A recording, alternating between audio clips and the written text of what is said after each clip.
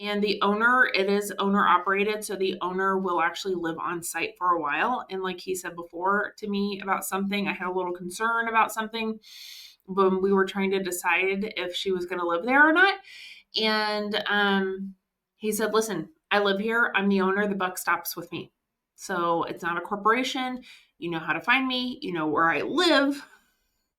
And so if anything should come up, I will fix it. So that's exciting. Hi everyone, I'm Lexie Callies. Do you feel the squeeze of caring for an elderly loved one and school-aged children? Then welcome to the Sandwich Stories. Let's dig in. Hi everybody. It's Lexie Callies with Sandwich Stories. I hope you're having a really great week. Winter weather's over. Look at this. It is middle of November and 85 degrees. I'm in short sleeves. I'm really sad. But that's okay. This weather will change. It's Texas. What are you going to do, right? Wait 5 minutes, wait a day. It'll change. No worries. Anyway, so big news this week. My mom is moving. So one of the facilities that I toured a while back is officially opening this week. They already had their first resident move in yesterday. My mother is moving in tomorrow, and along with another roommate, or not a roommate, but another resident. So there will be 3 ladies moving in there together and live there as they open, and it's going to be great. I'm super excited. In all honesty, I'm excited and nervous all at the same time. But I feel really good about this. I feel that Mom's time at Silverado, at her facility, is just not there for her anymore, right? So she's lived there for a year and a half. It was fine. She's had some issues. I've had some issues. And I kind of feel like it's just not the right fit for her anymore. This new location, like I've said before, when I toured it, it will have 3 buildings of residence, but the most the building can have is 16 residents per building. And the one she's in does not have any roommates, so it's 16 individual residents. I've met the new nurses, the overnight nurse. I've met the head of activities. I've met the head nurse. I've met, you name it. I've met the person who runs it, right? And the owner, it is owner operated. So the owner will actually live on site for a while. And like he said before to me about something, I had a little concern about something when we were trying to decide if she was going to live there or not. And he said, listen, I live here. I'm the owner. The buck stops with me. So it's not a corporation. You know how to find me. You know where I live. And so if anything should come up, I will fix it. So that's exciting. I've been slowly moving my mom over to her new place. I've moved her art, all those kinds of things. I've moved them over to the facility already. I've not hung the art yet. I'm waiting for her bed and her recliner to get over. And once that happens tomorrow, then I can hang up her art. Her aide will be with her during the morning, just like she normally would be every Wednesday from 9 to 1. My husband and I will go get her bed. We will go get her recliner. We will load it up. We'll take it to the new place. We'll get it all settled, put all the new sheets, all the things on her bed. And then I will go over and pick her up probably around 1:30 or 2, and then take her over to her new facility. And I will hang out there with her for a while, and she will have dinner there, and that's where she will live from now on. And like I said, I'm really excited. I'm excited for her to have more attention, more interaction. It's always interesting to me because her aide, when I saw her yesterday with her aide while I was picking up some clothes, it was interesting to me that her aide made a comment that someone who worked at her current facility made to her. She said, "Why do you talk to Peggy? She never talks."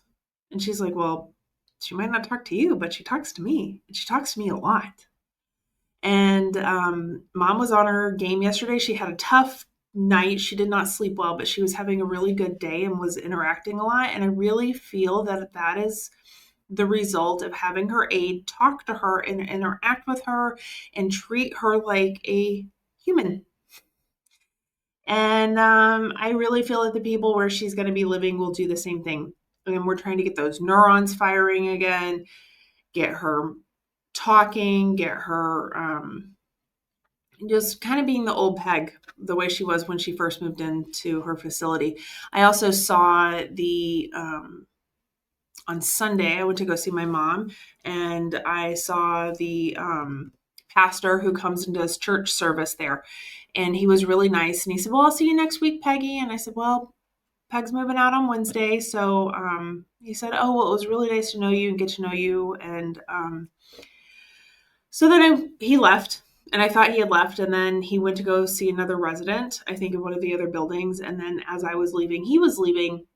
And he was asking me about where she was going to move to and why I was going to move her and all these kinds of things. And he did say that he had been coming to her facility for 9 months and had made a comment that he has seen her light dim a bit.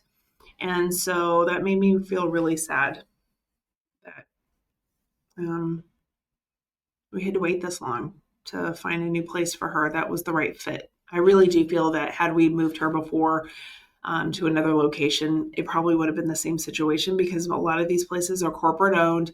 They're big.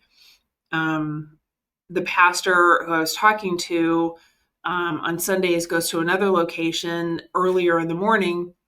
He said they have 400 residents at that location. And my jaw dropped. I cannot imagine having an assisted living that's 400 people. I don't know what that looks like.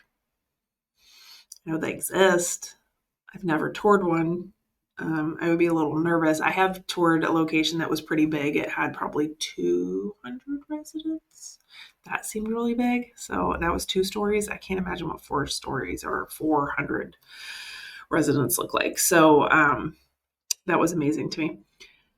But anyway, so like I said, made me sad that he had noticed the dimming of light when it came to my mom. And we're hoping to turn that light back up, water her, get her going. Like I said before, like a friend said, she's like a flower. She needs to be watered. Um, she needs to bloom again. And it might take a while. It might need some care, might need some love, but I think we're going to get her there. So like I said, brand new building. She's one of 3. So when it comes to making choices, the activities, she gets a majority vote right now. As more residents come in, the votes will change. But she's excited. She gets to be part of the choice and gets to be the boss. And they've really asked like what she was really into, whether it was crafting or activities or even movies, because like I said, where she lives now, I've said this before, she doesn't they really don't have movie time. They don't really watch TV, which is fine. You don't have to watch TV. You don't want to just sit them in front of the TV and off you go. But if there's a football game on, there's so many people that want to watch football, college football, professional football. That's what they want to do. My dad used to watch football all the time, and my mom still likes to watch it. Or golf. She does like to watch golf because she golfed for a long time, and her parents golfed, and they owned a 9-hole golf course. And so, there's just things that she likes.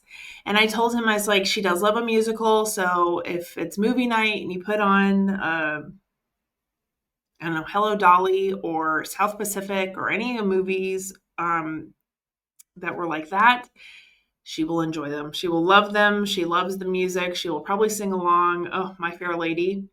My mom got me watching My Fair Lady as a kid. I love that movie. I love the play. I love the movie. I probably know every single word to the movie of My Fair Lady, not including the songs. So if it's My Fair Lady night, I will show up and bring the popcorn. um, yeah, so that's the big news. I'm hoping that my husband, who has toured the facility, feels better about this.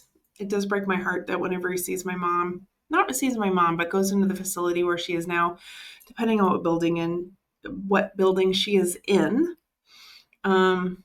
it breaks his heart, and he ends up leaving crying. So he holds it in, and then when he gets to the car, he starts crying. It just breaks his heart to see people like that. And that's one of the reasons why I love him. He wears his heart on his sleeve. But anyway, so he's going to help me tomorrow. He's taking the day off, and he's going to help me tomorrow move her bed, move her recliner, like I've said, and get her all settled. And he's going to help me out with Shelby so that he can pick Shelby up and, after school and those kinds of things, so I can hang out with mom and not have to rush off. And I'll probably be there the next couple of days, make sure she's comfortable, make sure she has everything. They have been asking about Thanksgiving, if she's going to go out for Thanksgiving, and if so, when, because they still will have a little thing on Thanksgiving Day, pie and sweets and stuff and dinner. I told them we're going to go to lunch, and then she'll be back later in the afternoon, and then she'll be there for dinner. So, yeah, I'm excited for her to make some new friends. Like I said, I've briefly met the lady who moved in on Monday. It was just really like, hi, my name is, my mom lives next door to you, that kind of thing. There is another lady, like I said, who's moving in also tomorrow. I have not met her. I have not met her family. I know they had a few things in her room the other day when I was there. So that'll be exciting. New friends, new people. Yeah. So I guess for right now, we have a cliffhanger. Like, how's it going to go? How does she feel about the first week? I'm excited. I'm nervous. They all know this. I've been very open about this, that I am excited and nervous all at the same time. My husband has told me that I need to be at peace with whatever decision I've made in the past, and that this will be the right decision for now. And that if this turns out to be a wonderful decision, which I really think it is, I really do think this is a great decision for her, to not beat myself up about decisions I've made in the past. He said those were decisions that were right at the time, and things change. And then we make a new decision based on the information we have. And he's right. Yeah, that's just how it is. So anyway, yeah, so that's what's going on. That's the big news here. And like I said, I will let you all know how it is, and when they open the other buildings. So once they do, I'm going to go tour those, and I'll report back on how those are set up and who lives there, and the criteria to live in the other buildings. And we'll go from there. So everybody seems nice. I'm excited. I think everybody's a little nervous there too, which is okay. I think it's those, first day jitters. It's like being at school. Like everybody wants everybody to like, are they going to like me? And, what am I going to wear? All those kinds of things. Oh, I did buy my mom all new clothes too. The facility where she was living,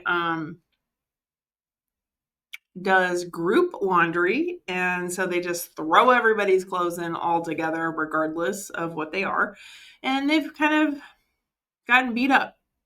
So mom gets all new clothes. She has a few shirts that survived, but some things have not survived, and they will go in the rag pile.